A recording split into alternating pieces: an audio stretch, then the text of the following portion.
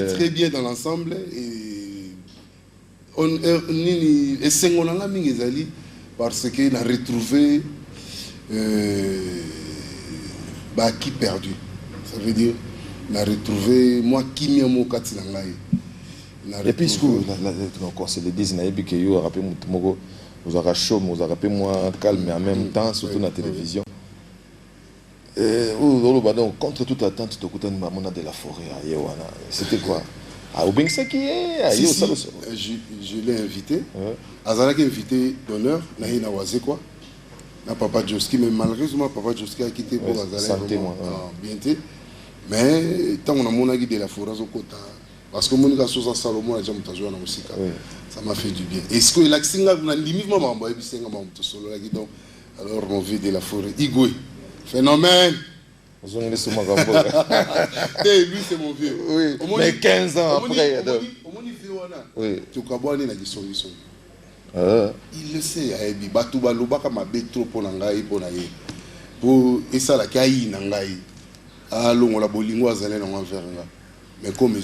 Mais moi, complicité, on est dans bien. Moi, comme Bélesso, phénomène, si double zénith. Double zénith. Voilà, donc. Et puis il y avait une complicité vraiment. Et manqué biso 15 ans durant, mais quels sont les projets? Qu'est-ce qu'il y a en dessous de tout ça? En dessous de tout ça, tous un événement, tous préparant, ils sont en gestation. Le problème est qu'il y a et aval qui est solo là, tout ça l'événement, on va se réunir et puis tout organiser. Et ça, on a mieux placé pour organiser le Congo. Donc un grand concert encore une fois, orchestre saison à la stade des Martyrs. Ah bon? Ça veut dire c'est un bon moment pour orchestre bêtis sous la Martyr. Tout à fait. Projet Zaliwana, bateau bazana besoin, solo là, contact, solo là, comme là, sponsor. Mais ça, on a moutoumou, on a mécène, on a yaza, alors bien ça héros dans l'ombre. Donc yo babi bimara solo là. Et à un moment donné, on a l'Ikambouana. Et puis, quand on a fait la guipe, je me suis en prier. Au prier? Si, on a sambe là. Ah, tu as tout mis, c'est la question. Bon, je me suis en sambe là. Notre Père qui est aussi. Que ton nom soit sanctifié, que ton règne vienne, que ta volonté soit faite sur la terre comme au ciel. Donne-nous aujourd'hui notre pain de ce jour. Pardonne-nous nos offenses, comme nous pardonnons aussi à ceux qui nous ont offensés. Donc, il y a un Mikolo pardonne. Ça veut dire. Na yo karango mena na kokako intériorisant na captarango te vraiment message wana parce que tant on a capté ce qu'on a linga na bilimbisa biso loko la biso to limbisa rabani ce qu'on a mis poser question est-ce qu'on a limbisa pato pour yuna de la forena ne ako limbisa te ngade mutayina kio si yende mutayina kinga na ba belobi o ba lobelela ki o ba kosaki ezama comme super lobama ezana ngo vrai pourquoi ils appellent vrai parce que l'aime sunga pe nazala qui blessé nazala l'aime sous tout ça là qui en fait en carré il aura les allées dans 4 tout ça là dans le projet au salon orchestre tant que vous comprenez que babi mutazane tité tamaramu la place et go ça les passer donc elle passe ouana et c'est là que bon monsieur les que sur le bienté pour la pébiso tout ça qui peut passer mais ce que le roi biso tout bando ngam na bando ça les passer na local na longole passe il était souple donc na benga qui na zuya singa les gars parler na qui na parler avant na qui la zamba tout côté na parler na côté na mère tout solo mère abeti pondu na beti ndo mukele tout solo la vie tout solo est trop pendant 4 heures du temps ba docteur bazale wana et puis aibsinga le coup là na yambi na parler aya parler no zonga do ningo yaka ndo yaka 100 ko benga sani ndeza la raison parler là donc il faut que depuis la zamba ba sénateur ba yambo pour éviter mouvement tambola na éviter maison tambola fanatique ba tambola et puis lobby na on a gagné la zamba bayambi ondeli na bayamba nga très bien ba image ezali rien à dire je ne sais pas si aux arrose nango ba image za bayamba nga très bien et j'étais très ému si qu'on a 4 lisolo na rolimbisa na tant on a comprendre la réalité et comment il est ba charge si qu'on pasteur na ngai un de mes pères spirituels pasteur Alain Badianyama abisinga babi sans le savoir tu as 2 personnes qui sont le savoir il faut que soit là faut s'excuser là entre autres ma grande sœur aînée na Vincent wow donc on est sonné aux nickel ma grande sœur aînée tout ça les 4 ans dans le balade c'est quoi vous sur la fête elle chantait à la Paris et puis je félicite ma grande sœur Mamie Ndombe à Autobala Lobby la soir et Carlos Salomon le super mec c'est ça oui vu que tout le monde pas accueilli vos 5 limbicité non pas le tout Papa lui manga na problème n'était. Abi manka qui respect. Na manka qui respect. Na matanga papa. Na matanga, te na senga ka pardon parce que na mona ka été. Au moins le salanga période des akanda. Mais na yeba te que papa zalaka na mpanjo na ka le même jour. Tant aussi si ka bambulima na l'air général au leko de so aza vivant botu na papa général au leko abenginga gangelinga abi dit senga papa no excuse na ki na papa limbisanga so na salaki o mabe parce que nazali na kanda faut maintenant on entend notre père terre. Te kotuwa ne zalaka eza spontané to ba senga kanga na réagir bon pas mukolo talaka papa o leko abi senga papa no pardon le se les amabe.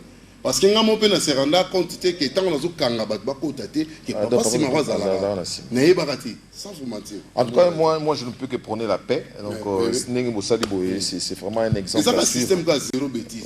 Tout à fait donc on a zéro bêtise toujours prôner paix toujours prôner oui c'est ça la démarche donc tous à la bomoko na potabilité ni son propriété ni tous à la bomoko et puis ceux qui ils ont des façades c'est-à-dire poste au moment la bambo ils ont ba façade ba koyamba na mora boso ya bino ça vraiment sincère pardon et ça la biso grand bien et puis bon ça la biso plaisir vous zoomer la tabablo ka kala wana to yo kabino sous na vie na de la forêt mais pour ce qui te concerne toi n'aurais vous arrêter dans studio ou en étant avec si ngai en fait c'est studio parce que na tikale na deuxième bomo fallait mbala ba masa mona imbe na la cause masa na ah bon ça c'est ton dolo to imbi na la disque to imbi nzembo bomo na imbi ser na pepito kilala na imbi na la cause na imbi la vie mo me viona na lingo tanga comme était na ngiza surprise yemta boy to yemta tete ngam na boy na lingiza surprise ba découvrir parce que non pe na scène clip te ouais c'est quoi te na tanga pour que mo te pour via mo pesa mo passeport na zo ça clip là ça na mo mais tout ça les clips de masso fait to imba na bango to kuté na bango te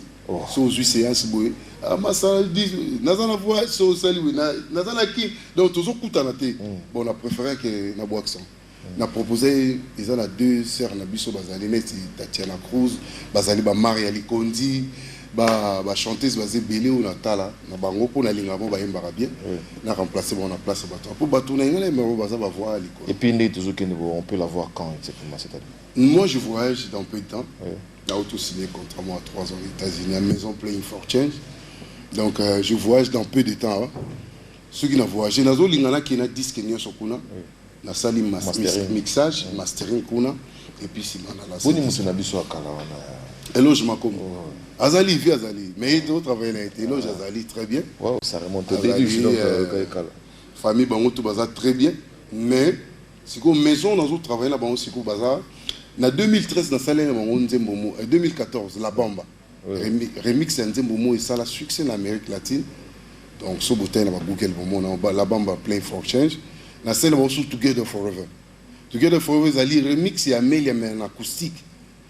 Ce qu'on a checké on a connotation moi anglais et anglophone pour na et puis ça moi bateau balinga enfin et puis ça ntunga pour comme on a reggae acoustique na éviter ils en a plus de 800 000 vies on a magéré acoustique et puis na kata acoustique on a soko na senga mauta la on peut se la réponse là tout à fait au monde on va comme là na 4 coins monde Argentine Portugal Russie Thaïlande Philippines il y a un monde na 4 on est ça na mutuma benga el mundo na 4 on est ça mutuma benga bokabel na ebi bango te kabata musika ba pesanga ba kombo na donc ce qu'on album na côté la peine moi enregistré na ta moi sauce lo moko l'album on sauce moi lo mo album ouais enfin un album dans le sens que ceux dans le même registre c'est-à-dire que tant au ça l'album au bimisi biso pe ata moi lo mo ba genre wana pour bato pe wana o ba mona o kala depuis 2004 si album on est allé ils ont multicolore na si ko yebi tour le babel là ti oui les lo so to lo ba li solo tout ça la série ba jeune belé ba landinga tant la c'est let dance baby black to le la yo elenge silite na beto nze momo msu muninga mso sa ezane mo donc ça veut dire quoi tout ça la musala so ezabie bato ba Hollanda tout à fait so ezabie te ba Hollanda te ngana kendaki na esprit wana po na kutana Flavor na États-Unis na 2006 abimita ça ino asali na reggae music suku reggae botuna vina biso azana RTGA vina so ando koma kombone kimina ni akoma je suis le précurseur de suku reggae bamba suku reggae donc soukous et raga donc vous êtes avant-gardiste mais apparemment tu as baissé les bras non j'ai pas baissé les bras le problème est qu'on n'a pas de producteurs pour le moment j'en ai beaucoup monde a ni na au marché na beti bor mo net ba R&B net ba bor le ba maté moni bor na plan le ba maté za abstrait c'est-à-dire obeti nzembo merci pour la na beti nzembo mo moni bor za mo passe na ils indéfini n'est-ce pas bien bon tout son on a net chose sur beaucoup de choses moi bien mais bor na beti chose mo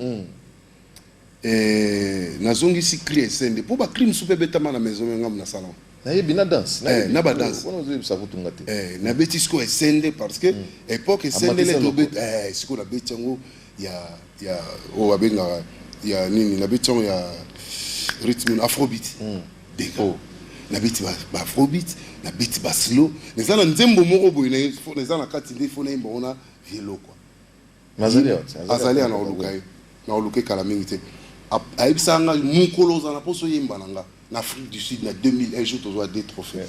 Abi Moukolo, on a posé Mbalanga, tu es mon fils, fais-moi si je viendrai. Donc, ils ont un multicolore, ils ont dit, quand on a salé la tour de Babé, mais ce qu'on a tour, on a baximo Babilenge Vélé, tu vas puis s'absouka, attends, on a chance, et puis il y a Royo Kango, là, je c'est ça. Voilà, revenez quand vous voulez. Ceux qui portent une abus, c'est Karamaraté, pour nous, surtout you, depuis Baki Kuit, ici, on va bien avoir une tête nabo. Tu peux plus savoir comment une tête nabo. Tu vu comment tes injures, tu es une tête nabo. Donc, ils ont quoi une tête nabo. Donc, bon, on sait pas comment tu peux banquer ça. On se retrouve comme ça, c'était grâce à Pepi Black, avec M. Labek, Jean-Luc Kachoko, avec le Redi Amissi. C'était une bonne chose. Donc, on a invité sur une festival, on existe. Merci. Dans ce album, on a vu ce Bimi, revenez et puis nous allons... C'est à moi de vous remercier parce que vous m'avez donné l'opportunité de parler à notre public, surtout à ceux dont-là qui aiment la bonne musique. Merci encore PDG KMB chez Temba. Merci Navien Nangaou Rasson de la Forêt.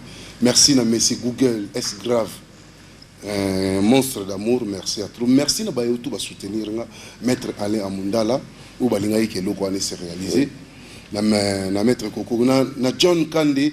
Na Kadima Diama 10 000 kara na staff na mobile chose likunde papa na Meldi Moura petit na fiston la loi Didier Ndombe Koko Ndombe Atina Latifa et puis na bana nga bazana poto mama Zoya maman Marine Tumba, je vous aime beaucoup Nzamba Batela Wumela na John Ndombe na Koko na Chris Ndombe na Libino atro ndé na oloba boiso na longwa na zana inde 3 ba on peut inviter nga oui donc na inde 3 après inde 3 na qui fait joyeux anniversaire Sulutani papa chéri Jibem Piana moto Pamba. Oui. Le souvenir Minadoma donc. Ceux qui na longwe wana ND3 na poti et pas avec na Jibem Piana.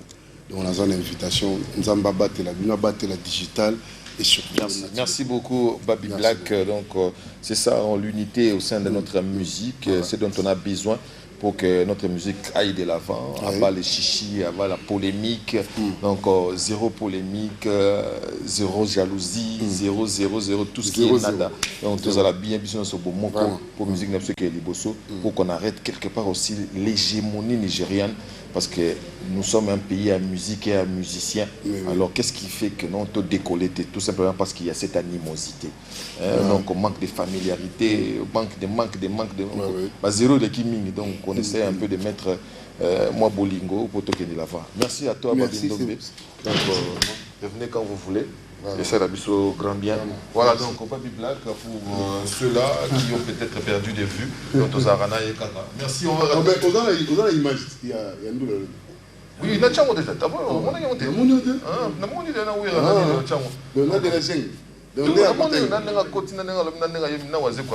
Merci beaucoup. Merci.